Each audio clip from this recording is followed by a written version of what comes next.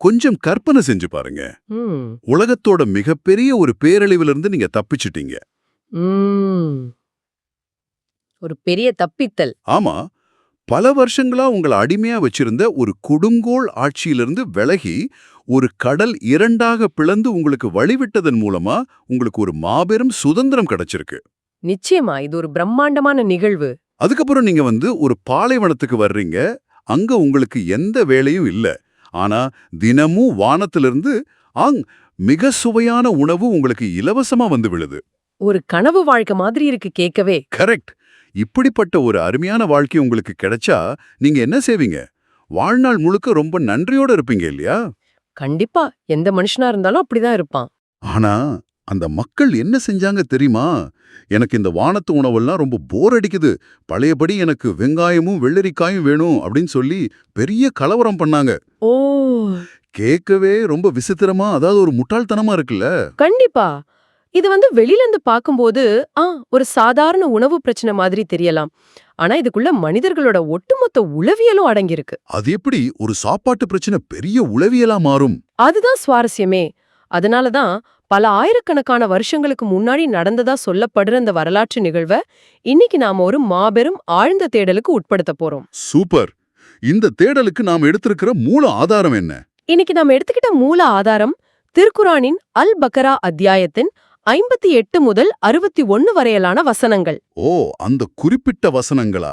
ஆமா, இந்த வசவன்னர்களுக்கும் நிகழ்வுகள் மூலமா மனிதர்களோட மனநிலை எப்படி வேலை செய்யுது, திடீர்னு கிடைக்கிற பெரிய சுதந்திரத்தை மனித மனம் ஏன் ஒரு சுமையா பாக்குது, அப்படிங்கிற பல ஆச்சரியமான விஷயங்களை நம்ம இன்னைக்கு அலச போறோம். பாத்தீங்கன்னா, இதை கேட்டுக்கிட்டு இருக்கிற நேயர்களுக்கு இது ஒரு மிகப்பெரிய திறப்பாக அமையும்னு நான் நம்புறேன். ஏன்னா இந்த விவாதத்தை ஆரம்பிக்கிறதுக்கு முன்னாடி எனக்குள்ள இருக்கிற ஒரு பெரிய ஆச்சரியத்தை நான் பதிவு செய்யணும். சொல்லுங்க. பல நூற்றாண்டுகளுக்கு முந்தைய ஒரு பழங்கால எழுத்து இன்னைக்கு 21ஆம் நூற்றாண்டுல வாழ்ந்துகிட்டு இருக்கிற ஒரு கார்ப்பரேட் ஊழியனோட அல்லது சாதாரண மனுஷனோட மைண்ட் செட்டோட இவ்வளவு துல்லியமா பொருந்தி போகுதுங்கிறது தான் எனக்கு ஆச்சரியமா இருக்கு. அது 100க்கு 100 உண்மை. மனிதர்களோட அடிப்படை குணம் எப்பவும் மாறாது. கரெக்ட். இத நாம அந்த முதல் பகுதியிலிருந்தே தொடங்கலாம்னு நினைக்கிறேன். ஒரு சின்ன வார்த்தை எப்படி ஒரு சமூகத்தோட மிகப்பெரிய வீழ்ச்சிக்கு காரணமாச்சு. இந்த 58 மற்றும் 59வது வசனங்கள் விவரிக்கும் அந்த நிகழ்வு என்ன? இந்த வசனங்கள் ஒரு குறிப்பிட்ட காலகட்டத்தை நமக்கு காட்டுது. இஸ்ரவேல் மக்கள் பல வருஷம் அடிமைத்தனத்துல இருந்து மீட்கப்பட்டுட்டாங்க. இப்போ அவங்க முன்னாடி ஒரு புதிய நகரம் இருக்கு. அதாவது அவங்க சுதந்திரம் அடைஞ்ச காலகட்டம். ஆமா, அந்த மூல ஆதாரத்தின்படி இறைவன் அவங்களுக்கு ஒரு கட்டளை இடுறான். அந்த நகரத்துக்குள் நுழைந்து அவங்க விருப்பப்பட்ட இடத்துல விருப்பப்பட்ட உணவுகளை எந்த தடையும் இன்றி சாப்பிடலான்னு ஒரு மாபெரும் சுதந்திரம் வழங்கப்படுது. இது ஒரு மிகப்பெரிய வாய்ப்பாச்சே. கண்டிப்பா. ஏன்னா பல தலைமுறைகளா அடிமைகளா இருந்தவங்களுக்கு ஒரு முழு நகரமே அவங்களுக்காக திறந்து விடப்படுது.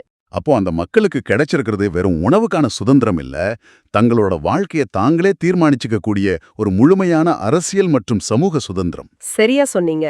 ஆனா இவ்வளவு பெரிய வெகுமதியை கொடுக்கும்போது அங்க ஒரு நிபந்தனையும் இருந்திருக்கும் இல்லையா? ஆமா, ஆனா அந்த நிபந்தனை ரொம்ப ரொம்ப எளிமையானது.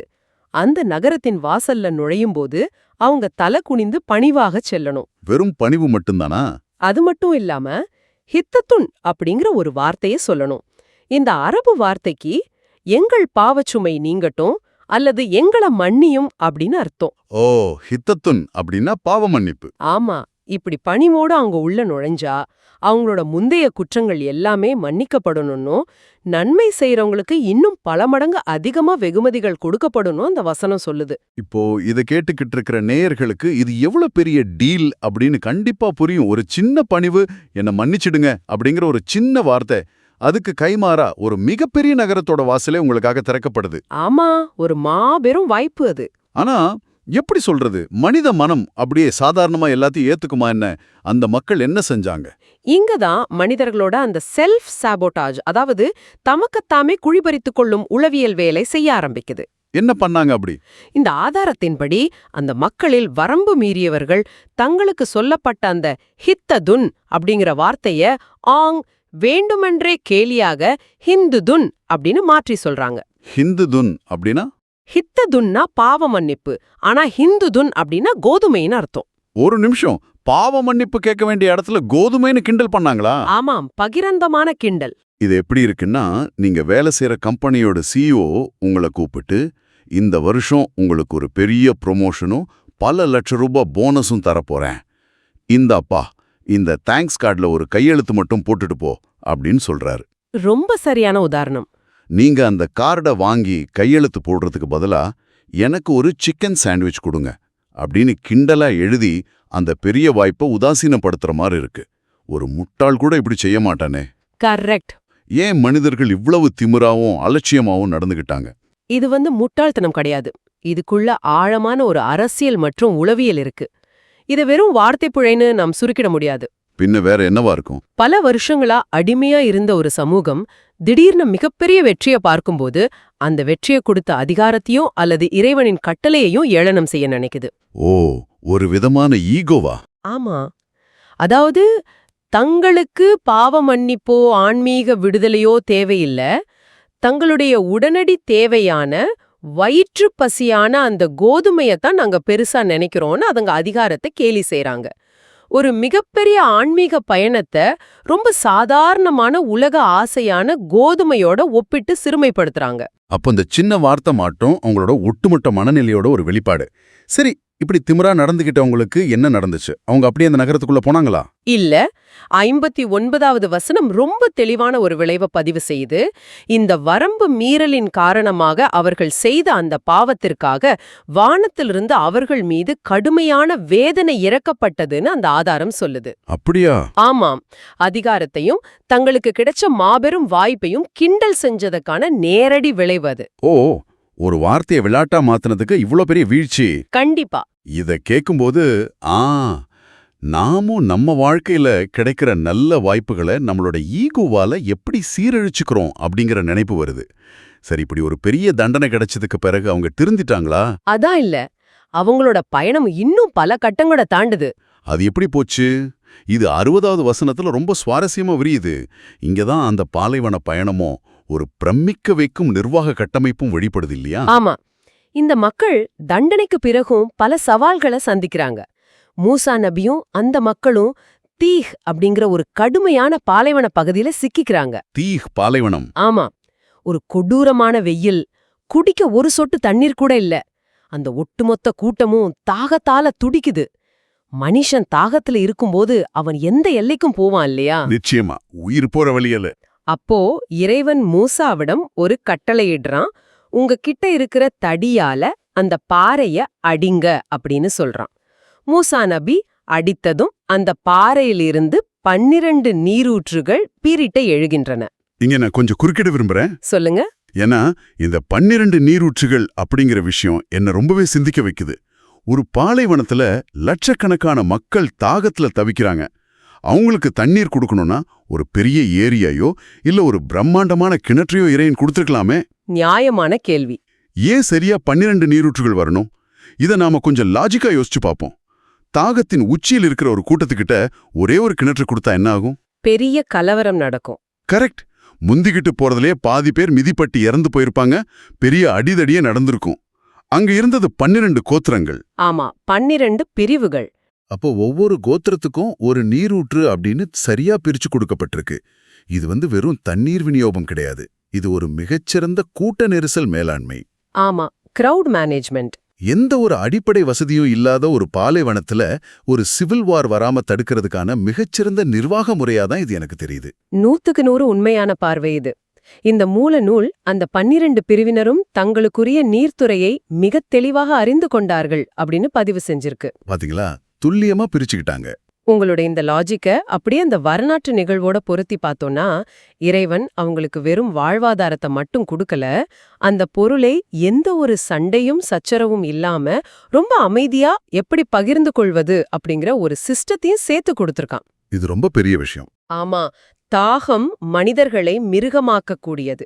அதை தடுத்து அவங்கள மீண்டும் நாகரிகமான மனிதர்களா வரிசையில நிக்க வச்சதுதான் இந்த 12 நீரூற்றுகளோட அற்புதம். இது ரொம்பவே ஆழமான ஒரு புரிதல். சரி, தண்ணீர் கிடைச்சாச்சு, அடுத்தது சாப்பாடு வேணுமே. அதுக்கும் ஒரு ஏற்பாடு செய்யப்படுது. அந்த மக்களுக்கு மண்ணு மற்றும் சல்வா அப்படிங்கிற உணவு வானத்திலிருந்து நேரடியாக வழங்கப்படுது. மண்ணு மற்றும் சல்வா? ஆமா. மன்னோ அப்படிங்கிறது ஒரு வகையான இனிப்பான உணவு, சல்வா அப்படிங்கிறது காடை பறவைகள். இத நாம இப்போதைய பொருளாதார மொழியில சொல்லணும்னா இது ஒரு யுனிவர்சல் பேசிக் இன்கம் மாதிரி. ஆமா, அப்படிதான் சொல்லணும். அதாவது நீங்க வேலைக்கு போக தேவையில்ல, விவசாயம் பண்ண வேண்டாம், வேட்டையாட வேண்டாம். காலையில எழுந்தா உங்களுக்கான உணவும் தண்ணியும் உங்க வீட்டு வாசல்லே இருக்கு. எல்லாருக்கும் சமமா எந்த ஒரு பொருளாதார ஏற்றத்தாழ்வும் இல்லாம கிடைக்குது. சரியா சொன்னீங்க. ஆனா இது கூடவே ஒரு கடுமையான எச்சரிக்கையும் வருது. என்ன எச்சரிக்கை?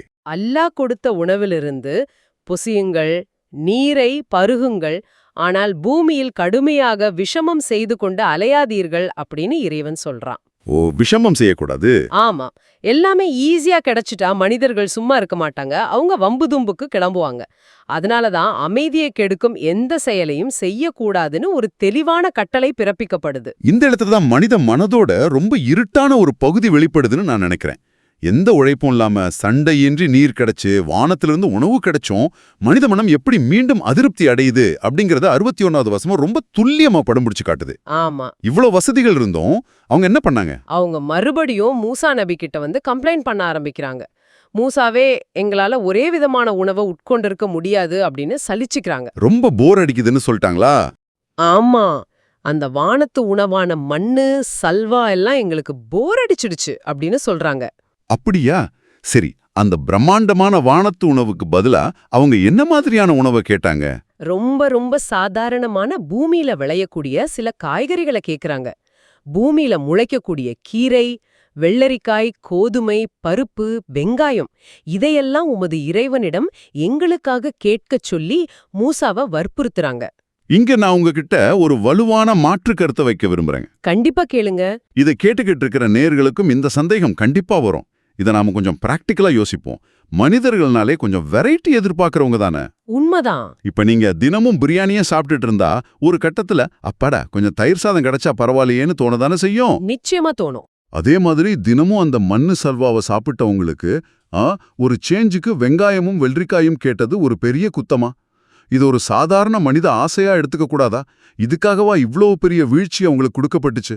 நீங்க கேக்குற இந்த லாஜிக் வெளியில இருந்து பாக்கும்போது ரொம்பவே சரியா தெரியும். ஆனா பிரச்சனை, அவங்க கேட்ட அந்த வெங்காயமோ வெள்ளரிக்காயோ கிடையாது. வேற என்ன பிரச்சனை? நீங்க அவங்க கேட்ட பட்டியலை கொஞ்சம் கூர்ந்து கவனிங்க. வெங்காயம், பூண்டு, கீரை, வெள்ளரி இதெல்லாம் எகிப்து நாட்டுல விளையக்கூடிய விவசாய பொருட்கள். பல தலைமுறைகளா அவங்க எகிப்துல அடிமைகளா இருந்தப்போ அவங்களுக்கு கொடுக்கப்பட்ட சாப்பாடு இதுதான். ஓ, அப்ப அவங்க கேக்குறது வெறும் காய்கறிகளை இல்ல, தங்களோட பழைய வாழ்க்கையா? மிகச்சரி. இதுக்கு உளவியல்ல ட்ராமா பாண்டிங் அப்படின்னு ஒரு வார்த்தை இருக்கு. அதாவது ஒரு மோசமான நச்சுத்தன்மையான உறவுல இருந்து ஒருத்தரை வெளியே கொண்டு வந்தாலும் அவங்களுக்கு அந்த சுதந்திரமான வாழ்க்கை ரொம்ப புதுசாவும் பயமுறுத்துறதாவும் இருக்கும். ஆமா, புதுசா இருந்தா பயம் வரத்தான் செய்யும். அதனால தங்களுக்கு பரிச்சயமான அந்த பழைய துன்பத்துக்கே திரும்பி போகணும்னு மனம் ஏங்கும். இந்த மக்கள் தங்களுக்கு கிடைச்ச மாபெரும் சுதந்திரத்தோட சுமைய சுமக்க தயாரா இல்ல. சுதந்திரனாலே ஒரு பொறுப்பு இருக்கும் இல்லையா? கரெக்ட். சுதந்திரம்னா பொறுப்பு இருக்கும். இறைவனோட நேரடி கண்காணிப்புல ஒரு நேர்மையான சமூகமா வாழணும். அந்த பொறுப்பை விட எகிப்துல அடிமைகளா சவுக்கடி வாங்கிக்கிட்டு அந்த வெள்ளரிக்காய சாப்பிட்டுக்கிட்டு இருந்த அந்த பழைய வாழ்க்கையே பரவாயில்ல அப்படின்னு அவங்க நினைக்கிறாங்க. ஆச்சரியமா இருக்கே. மூசா நபி அவங்களுக்கு கொடுத்த பதில பாத்தீங்கன்னா இது இன்னும் தெளிவா புரியும். அவர் என்ன பதில் சொன்னார்? மூசா அவர்களை பார்த்து, மேலானதற்கு பதிலாக தாழ்ந்ததை மாற்றிக்கொள்ள விரும்புகிறீர்களா? அவ்வாறாயின் நீங்கள் ஏதேனும் ஒரு பட்டணத்தில் இறங்கி விடுங்கள், நீங்கள் கேட்பது அங்கு நிச்சயமாய் உங்களுக்கு கிடைக்கும் அப்படின்னு சொல்றாரு. அதாவது உங்களுக்கு இந்த இறைவனின் பிரத்யேக பாதுகாப்பும் சுதந்திரமும் அற்புதங்களும் வேண்டாம், உங்களுக்கு அந்த பழைய வெங்காயமும் வெள்ளரிக்காயும் தான் வேணும்னா நீங்க சாதாரணமா ஏதாவது ஒரு ஊருக்கு போய் விவசாயம் செஞ்சு கஷ்டப்பட்டு பிழைச்சுக்கோங்க அப்படின்னு சொல்றாரா? ஆமா, உங்களோட அந்த பழைய அடிமைத்தனத்துக்கே போயிடுங்க அப்படிங்கிற ஒரு கடுமையான விமர்சனம் அதுல இருக்கு. ஆனா இந்த வசனம் இதோட நிக்கல. வேற என்ன சொல்லுது? இந்த வெங்காயம் கேட்டதுக்கு அப்புறம் அவங்களுக்கு ஒரு பெரிய தண்டனை கிடைச்சதா அந்த மூல ஆதாரம் பதிவு செய்யுது. அவர்கள் மீது வீழ்ச்சியும் இழிவும் விதிக்கப்பட்டு விட்டன. மேலும் அவர்கள் அல்லாவின் கோபத்திற்கும் ஆளாகிவிட்டார்கள் அப்படின்னு அந்த வசனம் முடியுது. இங்கதான் எனக்கு ஒரு பெரிய முரண்பாடு தோணுது. வெறும் வெங்காயம் கேட்டதுக்காக ஒரு ஒட்டுமொத்த சமூகத்துக்கே வீழ்ச்சியும் இழிவும் விதிக்கப்பட்டுச்சா? இது ரொம்ப அதிகமான தண்டனையா தெரியலையா? ரொம்ப நல்ல கேள்வி. அதற்கான பதிலையும் அந்த வசனத்தோட இறுதி பகுதியை நமக்கு தெளிவுபடுத்துது. அவங்க தண்டிக்கப்பட்டது அந்த உணவுக்காக மட்டும் கிடையாது. அப்போ அந்த தண்டனைக்கு அசல் காரணம் என்ன? அந்த ஆதாரம் உண்மையான காரணங்களை பட்டியலிடுது. அவர்கள் அல்லாஹ்வின் வசனங்களை நிராகரித்தார்கள், நியாயமின்றி இறை தூதர்களை கொலை செய்தார்கள், வரம்பு மீறி கட்டளைகளுக்கு மாறு செய்தார்கள். இதுதான் அந்த மாபெரும் வீழ்ச்சிக்கான அசல் காரணம். ஆஹா, அப்போ விஷயம் இதுதான். நாங்க பிரியாணிக்கு பதிலா தயிர் சாதம் கேட்கிறோம் அப்படிங்கிற சாதாரண கோரிக்கை இல்லை இது. அவங்க மனசுக்குள்ள இருந்த அந்த ஒரு ரெபெலியன், அதாவது அதிகாரத்துக்கும் ஒழுங்கமைப்புக்கும் எதிரான அந்த புரட்சி தான் இது. கச்சிதமா பிடிச்சிட்டீங்க. ஒருத்தங்கிட்ட இருக்கிற அடக்க முடியாத திமிரும் செய்நன்றி மறக்கிற குணமும் எப்போ வெடிக்கும்னு சொல்ல முடியாது. அது சில சமயம் ஒரு சின்ன உணவு பிரச்சனையில வெளியே வரலாம். உண்மைதான். இறைவன் இவ்ளோ அற்புதங்களை செஞ்சும் எந்த கலவரமும் வராம 12 நீரூற்றுகளை பிரிச்சு கொடுத்தும் வானத்த உணவு கொடுத்தும் அவங்க அதை எல்லாத்தையும் உதாசீனப்படுத்துறாங்க. எவ்வளோ பெரிய வரம்பு மீறல் இது! அது மட்டும் இல்லாம தங்களை திருத்த வந்த இறை தூதர்களையே கொலை செய்யற அளவுக்கு அவங்க வரம்பு மீறி போயிருக்காங்க. இந்த தொடர்ச்சியான பிடிவாதமும் குற்றங்களும் தான் அவங்கள இழிவின் விளிம்புக்கு கொண்டு போய் நிறுத்துச்சு. இப்ப ரொம்ப தெளிவா புரியுது. இது வெறும் ஒரு பழைய காலத்து சரித்திரம் கிடையாது. இது ஒரு சமுதாயத்தோட, குறிப்பா மனித மனதோட ஆன்மீக மற்றும் ஒழுக்க வீழ்ச்சியை பற்றிய ஒரு ஆழமான பதிவு. சரி, நாம இப்போ இந்த விரிவான அலசலோட இறுதிக்கட்டத்துக்கு வந்துட்டோம்னு நினைக்கிறேன். ஆமா, இதுவரைக்கும் நாம பேசின இந்த விஷயங்களை சுருக்கமா தொகுத்து பார்ப்போம். இந்த முழு விவாதத்துல நாம என்ன கத்துக்கிட்டோம்? இறைவனோட பெருந்தன்மை ஒரு பக்கம் மலை மாதிரி நிக்கும்போது, மனிதர்களோட அதிருப்தி அப்படிங்கிறது ஒரு பாதாள மாதிரி விரிஞ்சுகிட்டே போகுது. ரொம்ப பணிவா தலகுனிந்து எங்க பாவங்களை மன்னிச்சுடுன்னு சொல்ல சொன்னா அதை கோதுமைன்னு மாத்தி ஈகோவால கிண்டல் பண்றது. கரெக்ட். தாகத்துல சாக கிடந்தவங்களுக்கு கலவரம் வராதபடி 12 நீரூற்றுகளை துல்லியமா பிரிச்சு கொடுத்தாலும் சரி, வானத்திலிருந்து உழைப்பே இல்லாத உணவை நேரடியா பொக்கிஷமா கொடுத்தாலும் சரி, அதை அப்படியே தூக்கி போட்டுட்டு எனக்கு அடிமையா இருந்தப்போ கிடைச்ச அந்த பழைய வெங்காயமும் வெள்ளரிக்காயும் தான் வேணும்னு பிடிவாதம் பிடிக்கிறது. இதுல இருந்து நாம கத்துக்க வேண்டியது என்னன்னா, மனித மனம் எப்பவுமே தன்னிடம் இருக்கிற மாபெரும் அழுட்கொடைகளை ரொம்ப ஈஸியா மறந்துரும். நிச்சயமா. தன்னிடம் இல்லாத ஒன்றின் பின்னால அது எவ்வளவு கீழானதாக இருந்தாலும் சரி, அதன் பின்னால் அலைகிற அந்த உளவியலுக்கு இதைவிட சிறந்த ஒரு வரலாற்று உதாரணத்தை பார்க்கவே முடியாது. இப்போ இதை கேட்டுக்கிட்டு இருக்கிற உங்ககிட்ட, ஆம் நேயராகிய உங்களிடமே நான் வர்றேன். இந்த வரலாற்று பாடம் இன்னைக்கு உங்களுக்கு ஏன் முக்கியம்? இது ஏதோ பாலைவனத்துல நடந்த கதைன்னு கடந்து போயிட முடியாது. கண்டிப்பா முடியாது. உங்களோட சொந்த வாழ்க்கையை சற்று திரும்பி பாருங்கள். உங்களுக்கு கிடைச்சிருக்கிற ஒரு மிக சிறந்த வாய்ப்பையோ அல்லது உங்களை மதித்து நடத்தக்கூடிய ஒரு நல்ல உறவையோ நீங்க உதாசீனப்படுத்திக்கிட்டு இருக்கீங்களா? ரொம்ப முக்கியமான கேள்வி இது. நீங்க கடந்து வந்த அந்த பழைய நச்சுத்தன்மையான வாழ்க்கையே பரவாயில்லைன்னு அதுல இருந்த ஒரு சின்ன சௌகரியத்துக்காக இப்போ உங்ககிட்ட இருக்கிற பெரிய நிம்மதியை தொலைக்க தயாரா இருக்கீங்களா? உங்களுக்கு கிடைச்சிருக்கிற அந்த பிரம்மாண்டமான பங்களாவோட வாசல் படி பாய் நிறம் சரியில்லை அப்படிங்கிறதுக்காக அந்த முழு வீட்டையும் இழக்க நீங்க உண்மையாவே தயாரா இருக்கீங்களா? உங்களை நீங்களே கேட்டுக்கொள்ளுங்கள். அருமையான ஒரு சுய பரிசோதனை இது. விடை தருவதற்கு முன்னாடி நீங்கள் சுயமாக சிந்தித்து பார்ப்பதற்காக ஒரு இறுதிச் செய்தியை நான் விட்டுச் செல்கிறேன். நாம அன்றாடம் கிச்சன்ல சாதாரணமாக வெட்டி போடுற வெங்காயமும் வெள்ளரிக்காயும் ஒரு காலகட்டத்துல மனிதர்களோட பேராசையின், செய்நன்றி மறக்கும் குணத்தின் மற்றும் ஒரு மாபெரும் சமூகத்தின் வீழ்ச்சியின் அடையாளமா வரலாற்றுல பதிவு செய்யப்பட்டிருக்கு அப்படிங்கறத சற்று நினைத்து பாருங்கள். என்றாவது ஒரு நாள் நாம் பிடிவாதமாக கேட்கும் மிகச்சிறிய தகுதியற்ற விஷயங்கள் நமது மிகப்பெரிய சுதந்திரத்தையும் நிம்மதியையும் நம்மிடமிருந்து நிரந்தரமாக பறித்துவிடுமா? இந்த கேள்வியோடு இன்றைய தேடலை நிறைவு செய்கிறோம். அடுத்த ஒரு ஆழமான பார்வையில் சந்திக்கும் வரை தொடர்ந்து சிந்தியுங்கள்.